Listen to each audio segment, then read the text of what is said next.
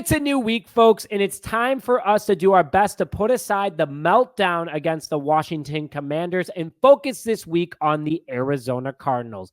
Guys, this team is doing great through 7 games compared to last year. They're 4-3, really should be, in my personal opinion, 6-1, and they were 2-5 last year through 7 at this time.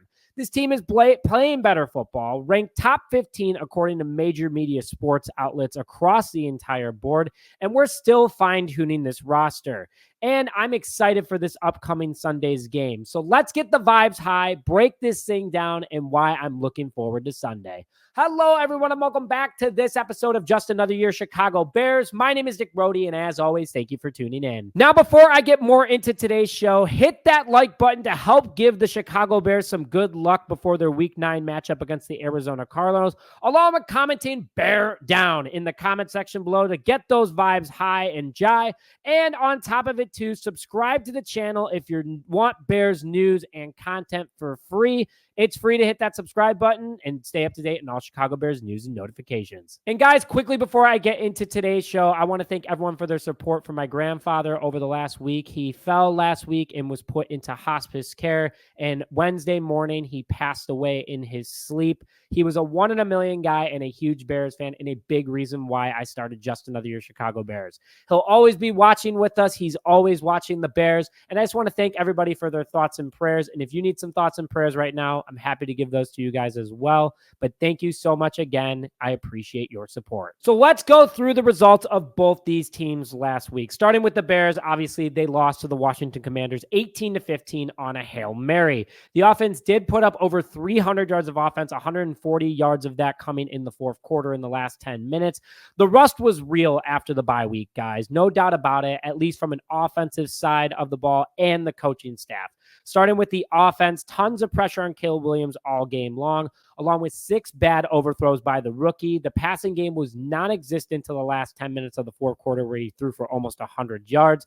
But DeAndre Swift was a huge positive in this game. For the 4th game in a row, over 120 yards of total offense, which has been big in this Bears recent streak and has helped keep everything rolling. He's already becoming a key asset to this offense, really gelling well with the playbook. And we need to make sure he's involved moving forward in order to win more ball games. From a coaching perspective, pointing the finger at Matt Eberflus and Shane Waldron for their fair share of mistakes. From Waldron's standpoint, the goal line with Doug Kramer, when Rashawn Johnson is the only player in the NFL with a 100% success rate at the goal line situations, a mistake from the offensive coordinator, needs to clean that up. Along with the 4th and 1 screen to DJ Moore in the first half was just absolutely ridiculous.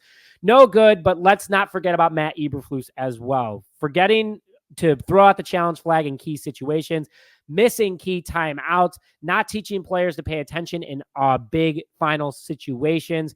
Overall, not a good time by Flus. And also, he needs to learn to not blame his players. Tons of room for improvement for this team. Both of those guys are on a short leash for the rest of the season if they want to keep their jobs after this one. It's playoffs or bust for both of these guys. But the defense, that's where the positives are. They're absolutely elite. 13 games in a row with allowing 21 or less. Held the hottest team in football, to 3 field goals in 3 red zone trips. Got a lot of pressure on Jaden Daniels against one of the best offensive lines in football as well. And they did their job 99% of the game. I just wish someone wearing that C logo on the defense would have called a timeout themselves instead of Matt Eberflus not doing it and making that executive decision. This is me giving them full permission moving forward to ignore Flus, know the team and the situation better than him, and call a timeout whether Flus likes it or not. Going over to the Cardinals, though, they won, but barely won against a bad 2-5 Dolphins team in Miami. They're now sitting at 4-4. Kyler Murray had a good game against a bad Miami secondary with 307 passing yards and 2 interceptions with no touchdowns, really only hitting tight end Trey McBride and Marvin Harrison Jr. for 245 of his 307 yards. Keep that in mind moving forward. But the Cardinals defense struggled big time, and they've done that all year, especially against Miami, allowing over 140 yards rushing and 2 rushing touchdowns. They did do an okay job locking up Tyreek Hill and Jalen Waddle for just over 115 yards of total offense combined. But Arizona's secondary has been pretty bad the rest of the season. Right now, they're currently the 27th ranked defense in the NFL, allowing 376.5 yards per game, 26 against the pass with 235 yards per game, and 26 as well against the rush with 149 yards per game, ranked 28th with points allowed as well. So on paper, they look just like the Panthers defensively, and the Bears have to get the pass going against these guys. In the run, I'm not worried about. They are bad against the rush. And if DeAndre Swift can get going early, it's game over for the Arizona Cardinals. Going over to the Bears injury report ahead of this game as of Wednesday, lots of key starters out, which worries me a little bit. At the moment, Karan Amagaji, who filled in for Braxton Jones, did not practice with a calf injury. Jaquan Brisker out with that concussion, still wishing him a speedy recovery. Kyler Gordon still dealing with that hamstring injury. Braxton Jones with a knee also did not practice. And Montez Sweat with that shin injury that took him out of the final play of the Commanders game also did not practice in Wednesday's walkthrough. Good things, though, is that Ryan Bates with that shoulder injury is off IR, and he was limited on Wednesday. Tevin Jenkins with that knee injury was also limited, and Larry Borum with that ankle was a full participant. So happy to see that these guys are starting to get things going from a injury standpoint, but man, a lot of starters out of the gate so far, not looking good. From a Cardinals perspective, they have their own injury issues of their own. They lost 2 guys to injured reserve this past week against Miami, starting with offensive lineman Jonah Williams with a knee injury, along with linebacker Dennis Gardeck with also a season-ending knee injury. Along with some questionables already reported as of Wednesday, defensive tackle Roy Lopez and cornerback Sean Murphy-Bunting were questionable for this upcoming week already, as they are not practicing. So this Cardinals team has injuries of their own. The Bears, I think, are a little bit more serious, but the Bears have a lot more depth, and they still have tons of key players out there. That's how deep this team is. They're just a few fine tunes away from being a great ball club,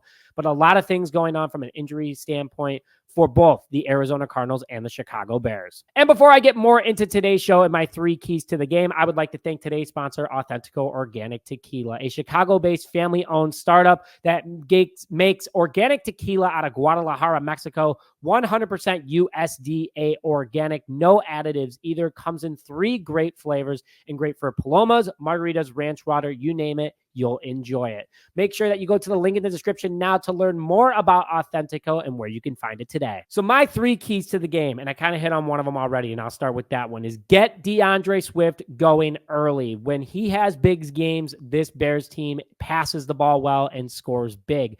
We need him to pound the rock early and often. Most of his yards came in the second half. So I need Shane Waldron to be giving this guy the rock and getting 4, 5, 6 yards every single time in order to move the offense, keep the offense on the field, and keep the chains moving. Number 2 would be Cole Kmet needs to be involved. On National Tight Ends Day against the Washington Commanders, Cole Kmet was non-existent with only 3 targets and 1 reception.